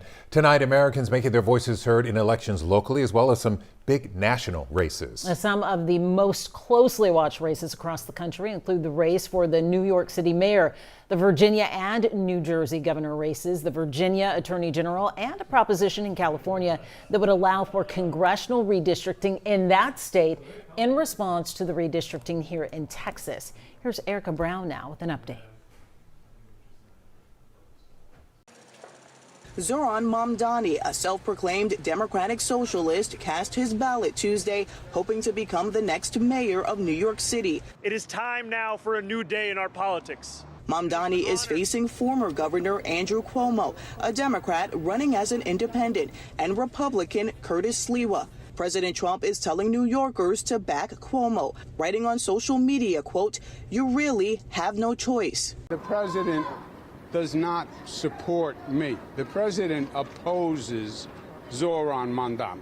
In a tight race for New Jersey governor, voters are choosing between Democratic Congresswoman Mikey Sherrill and Republican Jack Ciattarelli. It doesn't matter if it's national or local. Every decision that these politicians make affects at some point. It trickles down to your own homes. Here in Virginia, voters are also deciding on their next governor, another early test for both political parties and President Trump ahead of next year's midterm elections. There's so many things at stake. Former Democratic Congresswoman Abigail Spanberger is facing off against Republican Lieutenant Governor Winsome Earl Sears in Virginia's governor's race, with the government layoffs top of mind for some voters. CBS News projects Spanberger the winner of the Virginia race. You all chose leadership that will focus relentlessly on what matters most. Lowering costs, keeping our communities safe, and strengthening our economy for every Virginian. President Trump encouraged Virginians to vote Republican, but he did not formally endorse Earl Sears, his party's candidate for governor. Erica Brown, CBS News, Alexandria, Virginia. All right, we've got some breaking news to tell you about right now. The race in the country, perhaps, in New York City.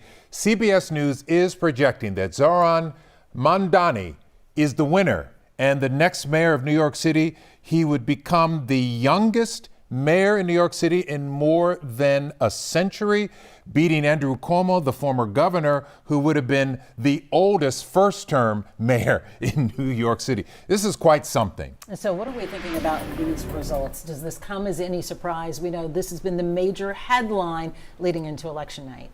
Yeah, this is definitely a surprise. I think that you are certainly going to see some fireworks from this. I think it's also to some degree a referendum on disappointment with Donald Trump. Yeah. The amount of money that's been raised, the turnout itself is all a signal that Democrats are hoping to see a turnaround for what's to come in 2026. And Vlad, how do you view this? Well, I think a blue district, a blue city elected a blue mayor. So I think they're basically choosing to keep things as they are. Mm-hmm. Yeah, certainly they're rejecting President Trump. They're making their voices heard against him, but they didn't do any kind of things to change the needle. And speaking of President Trump, it was so interesting up until even today, him throwing his support behind Cuomo, right? Yeah. Who formerly they had much disdain there. I think the president was trying to pursue him legally and everything. And so he's throwing his support behind him, but voters saying something else. President Trump is very focused on the ultimate outcome and the transactional relationship. So he's perfectly willing to let bygones be bygones if it can help him advantageously politically right now. It's not surprising that he went with Cuomo because he completely despises Mondani, but it remains to be seen how that relationship is going to pan out now. And so what does this say, when you zoom out and look at this election and start thinking about nationally, and also what we're seeing tonight in New Jersey and Virginia as well, Democrats leading the races there. What do you think about that when it's the bigger view? Well, again, I think we have to look at the national picture in terms of politics today. And I think Mondani was able to address young voters, people who have been disconnected. Now, whether or not that will play out in suburban America in terms of winning congressional seats, I'm not sure. I'm sure the Republicans are going to use this and paint Mondani as some radical, progressive, Well, whatever. that's already happened. Yeah, they've been doing that. He's a democratic socialist. He's only 34. He really doesn't know what he's doing. He's Muslim and all of that and everything that goes with it.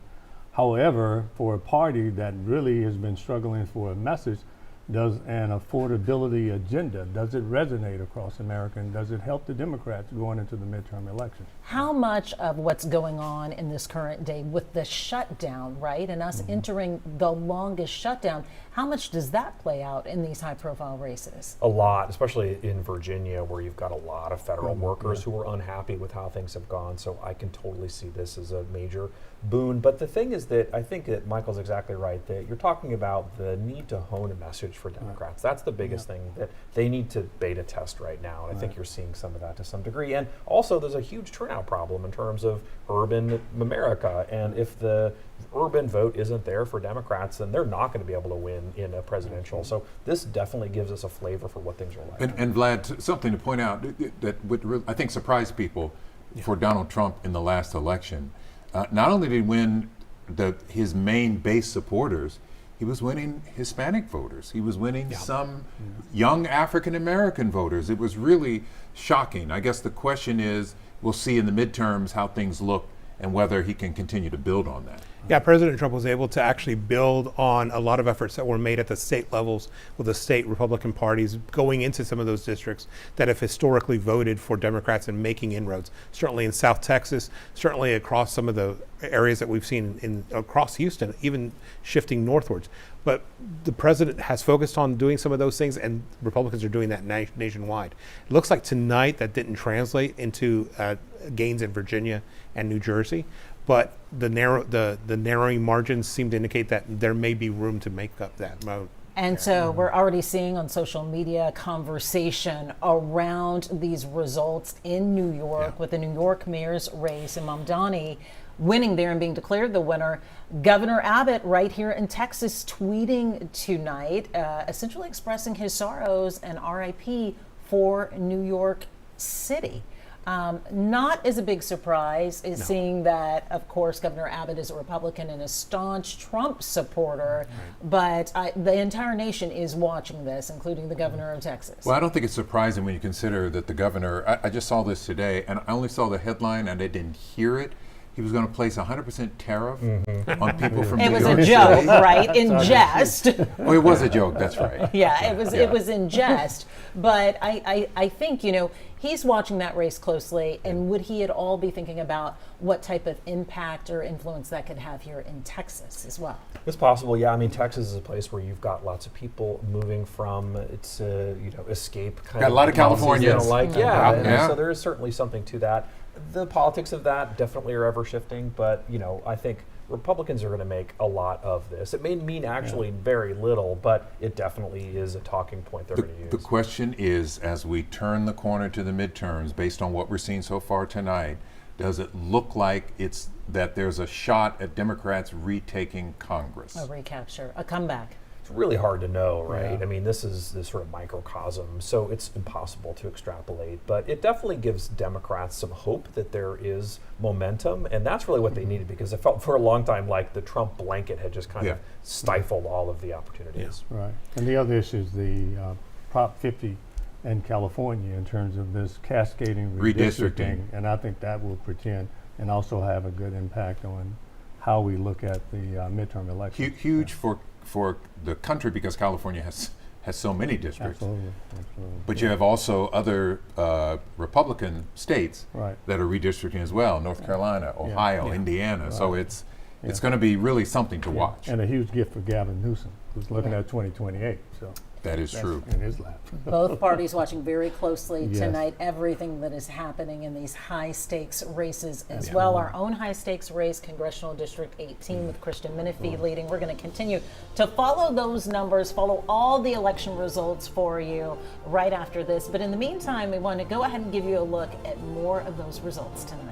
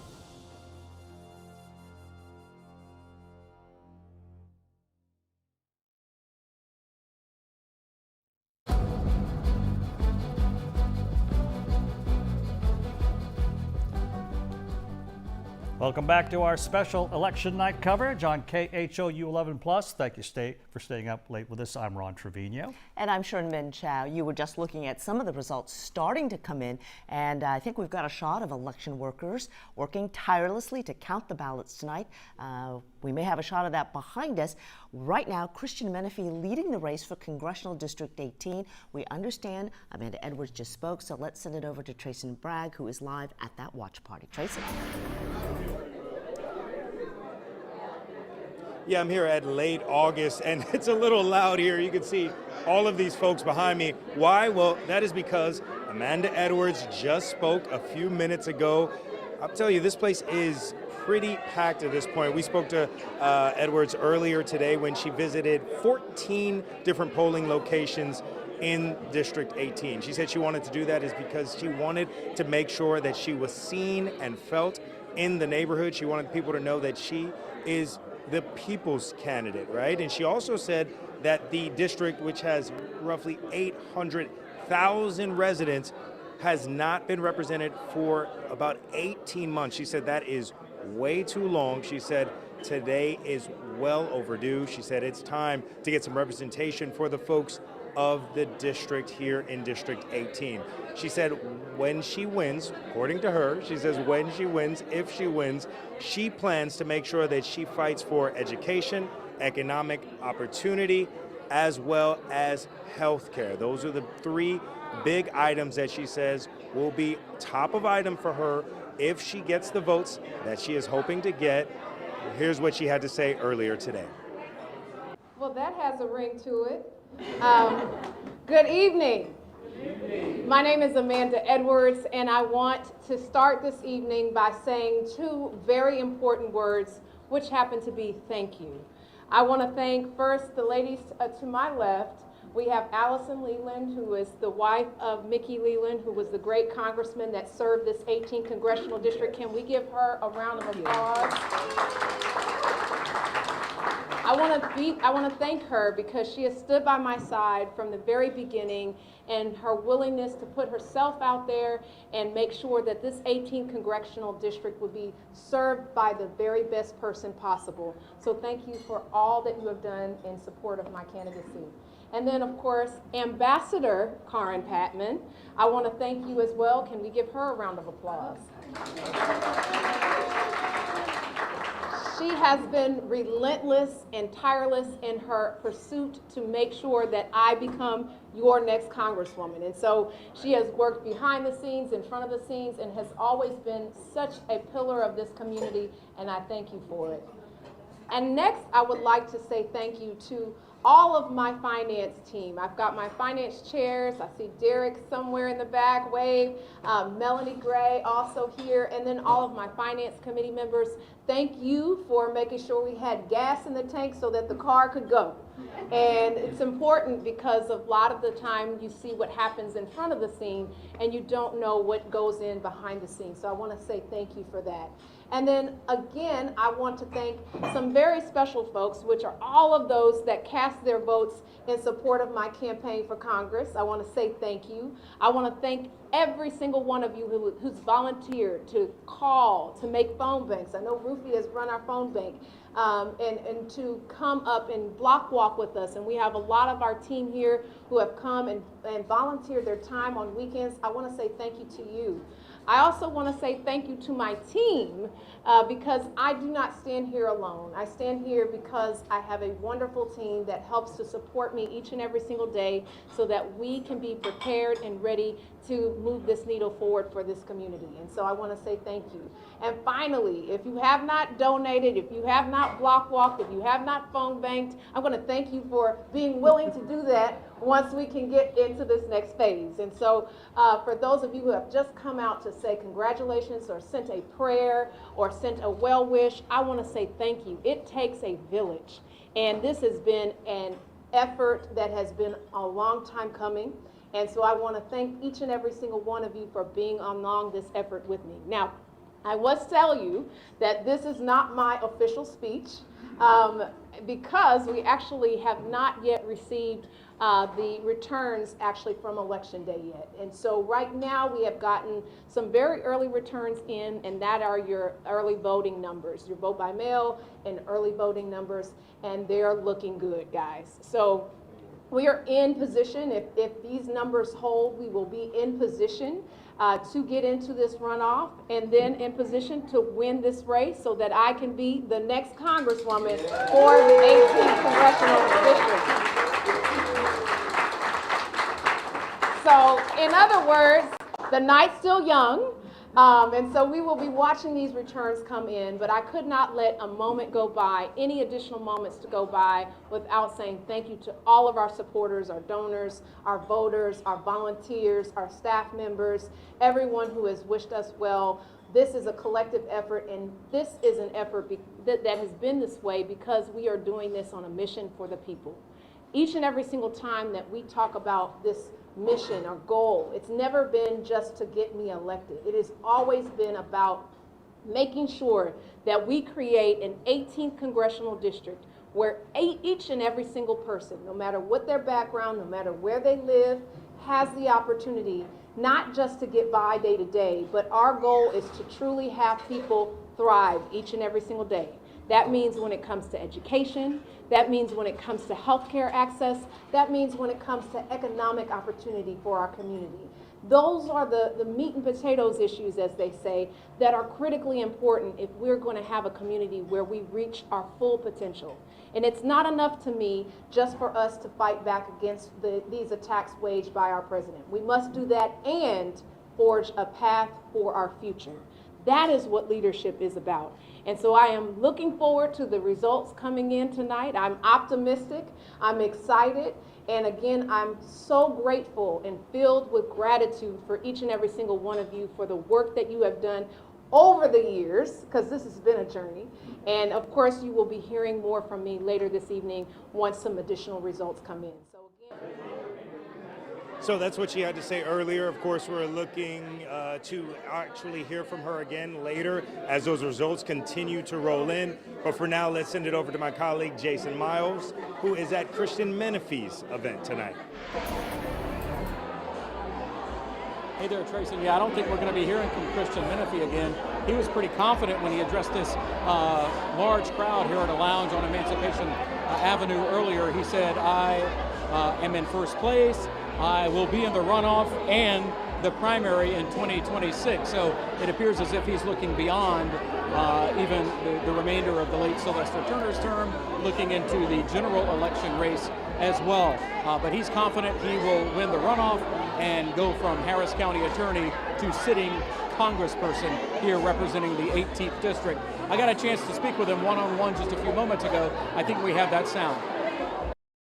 So you said you're ready for the next round. Yep, ready for the next round. Look, we had 16 people in the race. We're the clear front runner in the race. I'm just so excited that we have such a broad, diverse coalition of folks who are supporting the campaign. So I'm looking forward for the next round and running in the primary and doing everything I can to represent the 18th long term. Does it matter to you who you're going to be running against in the runoff? No, doesn't matter at all. My campaign has always been focused on my track record and how I can best serve the 18th Congressional District. So it doesn't matter who you put in that other spot. We're focused on running our campaign, staying true to my values, my integrity, and telling folks about the America that we want to see. What do you think about this crowd? It's fantastic. I mean, the room was packed. You had folks from all communities here, and there's just an excitement that fills the room. And so I'm so proud to be serving alongside these folks, just to show the grassroots campaign we got going, that people want to see real change in the district. Lastly, did you expect kind of what you've been there as far as the early results, what they show? Yeah, I did. I mean, after the early voting numbers, we're up 7 points. That's huge. In a race with 16 people, for us to be up 7 points coming out the gate just means that we have a groundswell of support, and it's only up from there. So I'm on cloud 9 tonight, and I'm going to sleep well, and then tomorrow we get back to work. Menefee told me he got up at 2 o'clock this morning because he was so nervous about the election, a kind of a optimistic nervousness, and I guess that paid off in the long run. He spent some time mingling with his supporters here before making his way out, but I'm sure we'll be hearing a lot more from him in the coming months. For now, I'll send it over to my colleague, Katira Winfrey, who's at the Jolanda Jones watch party. Katira? Hey, Jason, yes, we are over here at the Jolanda Jones watch party. There are a lot of people who have been coming and going. We've been waiting for those results just like the rest of the candidates, and not too long ago we got to hear from her. She mentioned how she jumped into the race about 5 months after people. She was pushing back with the maps that had been redrawn, so she said she got a late start, but she's really optimistic with how things are going right now, saying this is still early in the day, early in those numbers coming in and those results, but she got a chance to speak to the people that are here. She's still in the building, but this is what she had to say to the folks who came out here tonight to support her. This has been a long day. This has been a long campaign. First thing I want to do is thank my family. So this is my mother. Miss Harris, she was holding down a pole today. My sister, Lucinda. My son, Giovanni. My daughter-in-law, Sonia. And my grandbaby. So I want to thank my family first because they had to share me and they volunteered, and we're not rich, but we were at the polls. I want to thank the volunteers. You have been incredible. You have been incredible.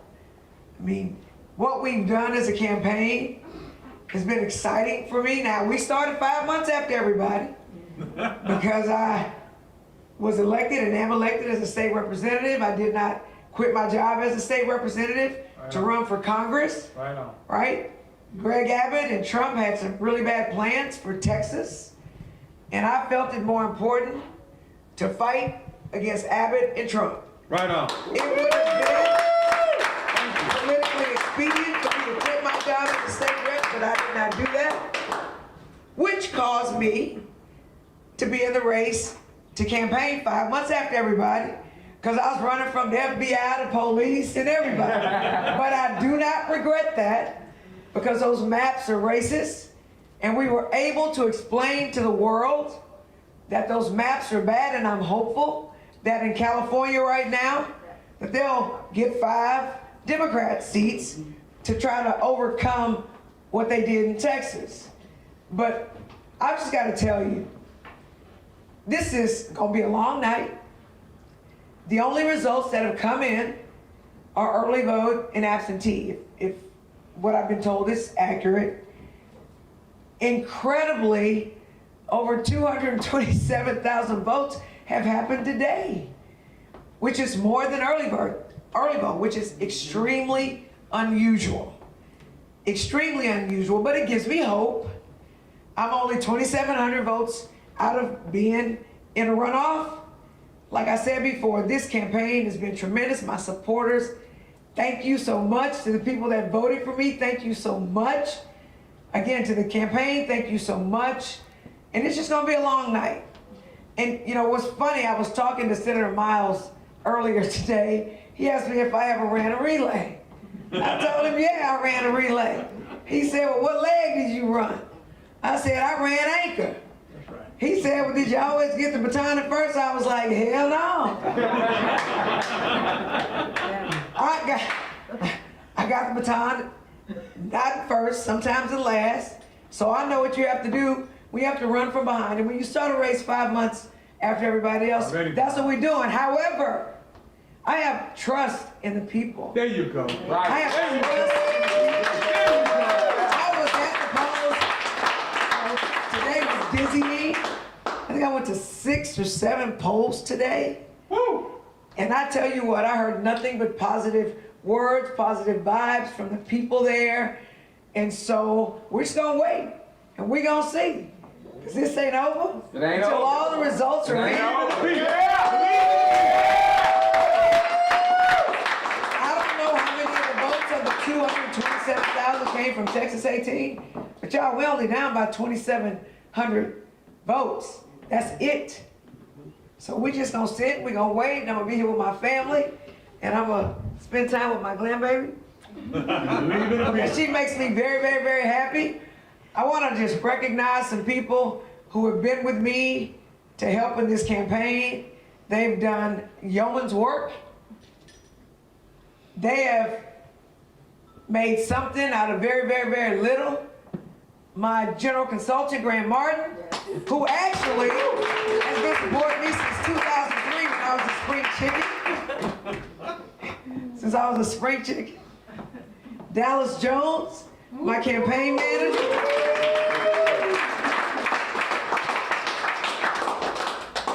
Where's Thelma? Behind Grant. Thelma is a person who was adamant that I run for this, and he has been a supporter of mine for a very long time, and I just want to thank you, Thelma. I really appreciate you. I see people here that love me and who I love. I don't want to miss no names, so I don't want to get in trouble. Look, I had to have people hold down my state office when I was running for Congress. So I want to thank my state office. They didn't mix, but I was not in the state office as much as I would have been had I not been running for Congress. But Texas 18 needs a fighter, and I am a fighter like nothing else.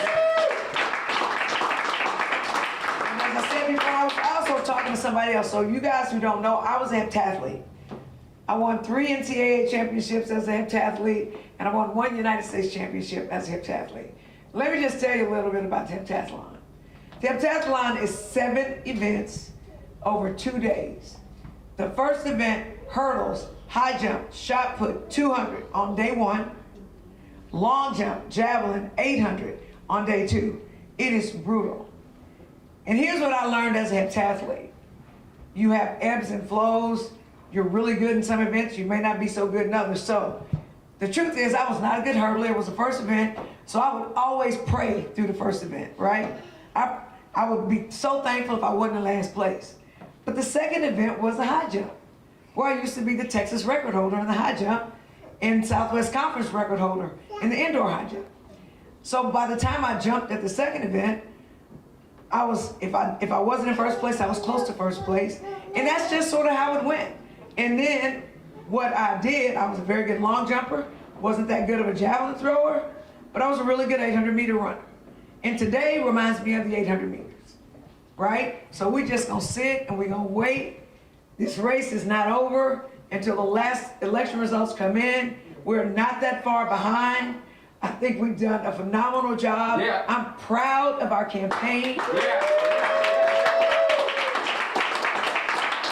And having grown up really poor, some people have learned about me a little bit. Having grown up really poor, we didn't always have food, and the lights got turned off and the water got turned off. And my mother, who was a union steward, she used to give those supervisors grief. But what we always knew was stuff, it was gonna work out, right? And we prayed, we had been praying a lot.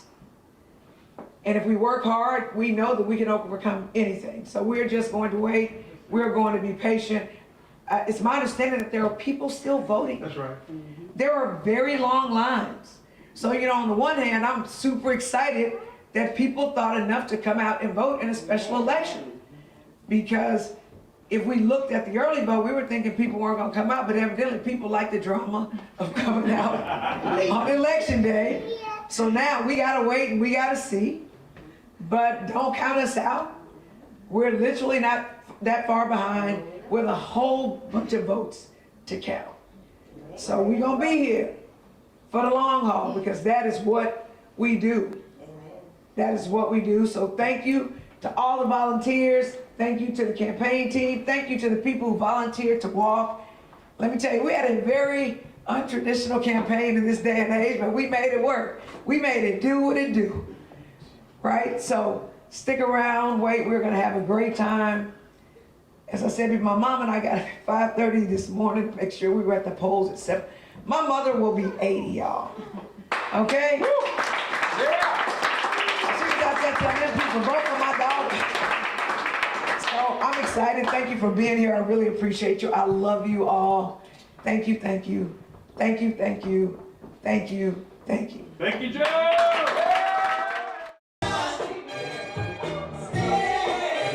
Well, as you heard, there is still a lot of optimism in the air, but they know it's going to be a very, very long night. Back to you, Lynn, Mia. All right, thank you so much, Katira Winfrey. As Jolanda Jones said, it's going to be a long night, and politically speaking, the night is still young, Sherman.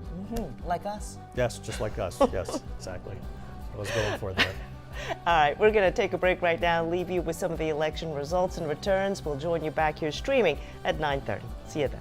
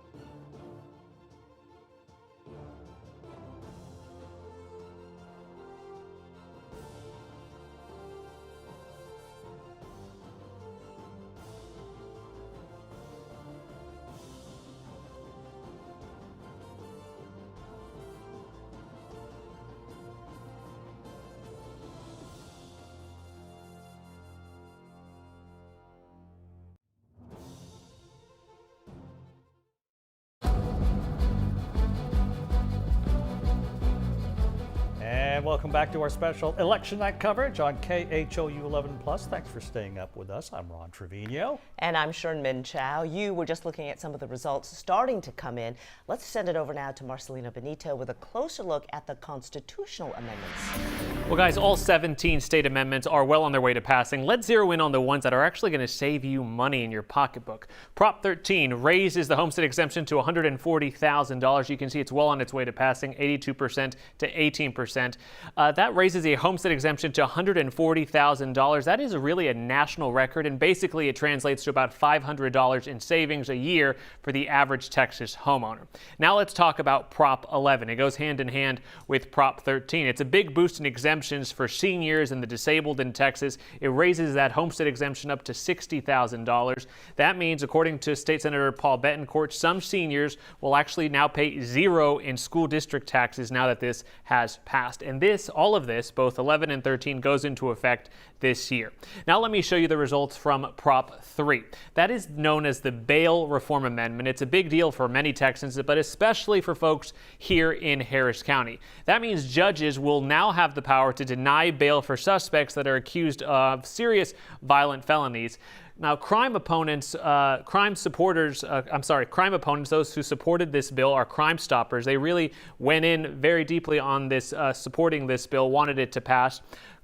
Critics of this proposition say this is going to really lead to a big problem for the Harris County Jail, including longer wait times in jail, more people in custody. That's something we're going to have to watch as this now goes into effect. You can see the results here, 64% to 36%. The magic number, 51%. So this well on its way to going into effect as well. We'll be back with a lot more proposition results, 17 in all, when I see you guys at 10 o'clock. Sherman? All right. Yeah, busy day on the proposition front. Thank you very much, Marcelino.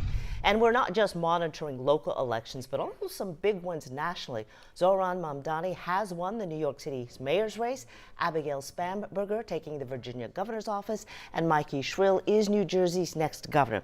Now, there are no official returns yet in California, so no word on the proposition for congressional redistricting there. That, of course, in response to redistricting here in Texas. Gwen Baumgartner has more from Los Angeles. New Yorkers headed to the polls on Tuesday in what many political analysts are calling the most watched mayoral election in a generation.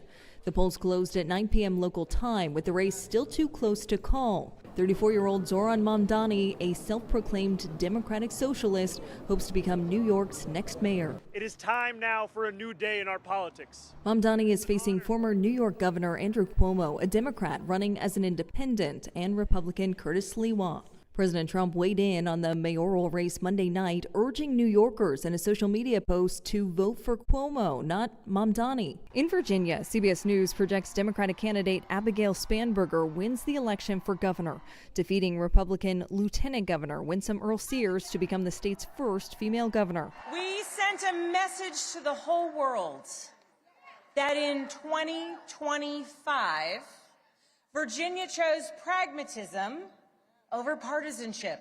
And in a tight race for New Jersey governor, voters are choosing between Democratic Congresswoman Mikey Sherrill and Republican businessman Jack Ciattarelli. It doesn't matter if it's national or local. Every decision that these politicians make affects at some point. It trickles down to your own home. Here in California, ballots are already being sorted, with voters deciding on Proposition 50, which would redraw congressional districts. The measure, backed by Governor Gavin Newsom, comes in response to Texas Republican legislators redrawing Texas' congressional map to favor the GOP. I don't like what Texas did, and I think it's important that we fight back in some way. It's a bit of a waste of money because we shouldn't have to do things like this. If Proposition 50 passes, it could help put up to 5 more Democrats in the House in next year's midterm elections. Gwen Baumgartner, CBS News, Los Angeles. All right, let's talk about all this with our panel here tonight. We've got Dr. Michael Adams from TSU. We got Brandon Rottinghouse, our KHOU political expert, and we also have Dr. Doctor, yes. Well, I'll take it. Promotion. Vladimir Davidyuk. He's a GOP strategist. Welcome again, guys.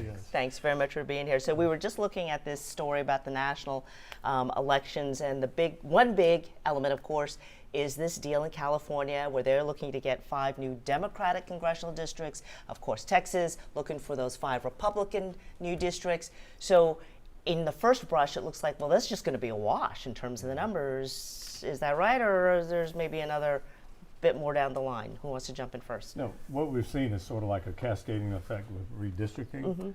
And I think it takes away from the democratic process because, again, in California, the big thing was to have an independent board. But what happened with mid-decade in Texas this summer, you know, all of that changes. So who knows? Do we go every midterm election, we have a redistricting or whatever? And so just today, I think the governor from Maryland said that they're going to redraw their maps. And so this cascading effect, I don't really think it helps. Okay. It's perpetual redistricting, and the real loser here are the voters who are confused about where they're supposed to vote and when. And that creates non-voters, and that's a problem for democracy. A lot of this is going to come down to how the Supreme Court rules on a case that's in front of them with respect to the Voting Rights Act. If the Voting Rights Act falls, I think we'll see every state redo their lines. So we're going to ultimately, I think, be in this perpetual redistricting cycle. At the end of it, we don't know what will happen. It's hard to know how these districts will actually appear when it comes out, but for sure it's the case that Republicans are pushing it. Right, and gerrymandering has a long and colorful career history in the United States. I mean, it's hundreds of years old. Yeah, no, I mean, every single district has been gerrymandered to one degree or another. So if you look across the country, that's the status quo. So when you see a state like Texas moving to redistrict mid-decade, and that sets off the chain of events that Dr. Adams was talking about, you're just basically re-energizing and weaponizing that process. And so it's responsive, it's reactionary. So whatever one state does, another state's going to have to react to it. And as Brandon said, it's going to be never-ending at this point. Let's look at the race that everybody around the country was watching, the mayor of New York, and it looks like it's going to be Mamdani. I was not surprised to see that because of the way he ran his campaign, being so savvy with social media and everything. Do you think this sets a new template for politicians in years to come? Yeah, this is definitely technologically and visually impactful. It definitely sets a stage for what's to come, and I think everyone's going to be playing catch up trying to find how they can get the edge this way. But I also think it's the case that Cuomo was a uniquely bad candidate. He just wasn't able to recover from the scandals that hit him when he was governor. So it's not as much about Mamdani winning as it is often about Cuomo losing. Yeah, it was really a vacuum, right? Because you had Eric Adams, who was doing a really bad job as mayor. You had Cuomo, who had done a spectacularly bad job as governor, trying to jump into the mayor's race. And you have this situation that Mamdani jumping into the race shortly after, these riots and protests hit the city with this discord and division. So he took advantage of that opportunity to really coalesce his base voters to really get out the vote and bring them across the line. It'll be interesting to see how he transforms that city. Absolutely. And I think Mamdani, he energized younger voters in terms of Gen Z voters who are looking for something different. And if we look at 2024, there was a whole lot of hoopla about these people coming over to Trump, for example, in terms of using podcasts and the like. And I think this template changes and it sends a direct signal to the Democratic Party. Come up with the message and also new strategy. Let's bring it back home a little bit. The 18th Congressional District, who are the two that are going to be in the runoff? Menefee and Edwards are the two. That's pretty much as expected. They were able to raise the most money. They had a bit of a head start, the most visible candidates in the race. I'm surprised that Isaiah Martin didn't make more of a jump. He raised a lot of money this last quarter and is kind of the Mamdani of the district, where he's very progressive. And over the course of the rest of the country, you're seeing progressive candidates do pretty well. Sometimes not well enough, but in this case, I was surprised he didn't get more traction than he did. So it would be the two of them, and then the runoff election would be sometime in January. Probably January, February, January, because they have to have 45 days to canvass the votes from overseas. That's based on the MOVE Act, which is the Military Overseas Voter Empowerment Law, and where you have to certify the ballots, and that could go into January, even early February. Now, the redistricting of that district, do you think that will keep voters away in the general election?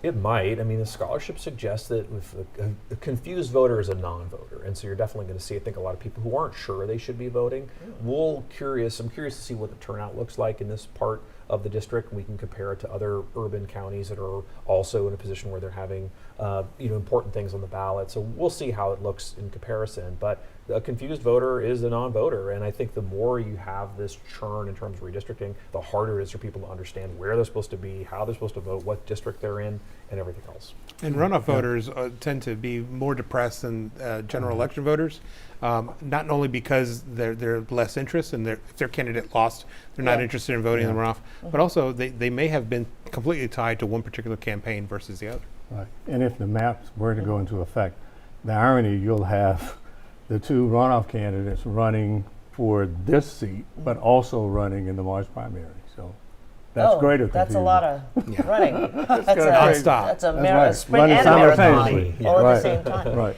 What do you think we should be looking at in terms of the results of these elections, not just locally but nationally, in advance of the midterms? Well, we're in the middle of a government shutdown, obviously. That, I think, will have some implication here. The politics of this could shift pretty easily, the national discussion about what that looks like. So it's possible that these races play into that. But I think, too, the Democrats, after 2024, had to really think hard about where they were and the messaging that was appropriate, the kind of coalitions they were able to put together. So this will help them to understand that. And it looks to me like they're able to build a coalition that is more along the lines of the one they hoped they would get, but didn't get in 2024. Yeah, up until now. If that's the case, though, how do the Republicans respond? Well, yeah, up until now, Democrats really haven't had a message other than we're against anything Trump is for. And so now they have things that they can point to.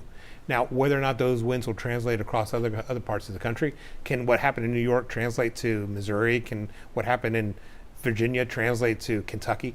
That remains to be seen, because those are really key locations that are primarily geared towards that particular voter subset, which leans exclusively that direction. So it remains to be seen if they can translate those wins across the country. So this is kind of interesting too, because we're talking about New York. Maybe this is going to be sort of, like a weather vane. And there are a lot of big ideas Mamdani is bringing, but they're expensive, right? Yeah. Do I have this right? It's like free childcare, free city buses, government-owned, city-owned grocery stores. I've read it's like $9+ billion. I mean, even for New York City, that's a lot of money. It is. And given the fact that the president says that he's not going to support it. Well, and there's if you throw that in. There's that. So realistically, what do you think the likelihood is that he's going to be able to affect the kind of change that he wants? And isn't that necessary for, if New York is going to sort of be a flagship for for other cities to follow, do they have to show some results? What is the likelihood they're going to be able to get those kind of results with that kind of a price tag?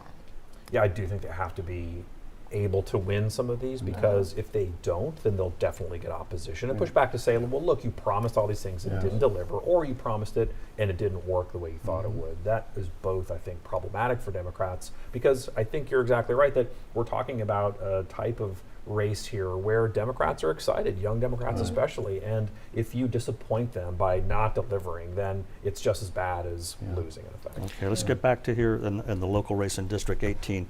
If it ends up being Christian Menefee and Amanda Edwards, what are they going to have to do to win the runoff, each one of them? Well, money. Yeah, it's going to take a lot of money. More a lot money. Of money. A lot of money. A ton of money. Part of the problem that they both have is that they've both been minor players on the political scene up until recently. They've been mostly on the side or in the shadows, basically yielding the stage to the larger political figures, Whitmire, Sylvester Turner, Sheila Jackson Lee. And now that they have the stage and an opportunity to present themselves, this is really an opportunity for them to present themselves to a broader public, to the broader group of voters that they're trying to appeal to, rather than just a narrow group that comes up in this particular primary election.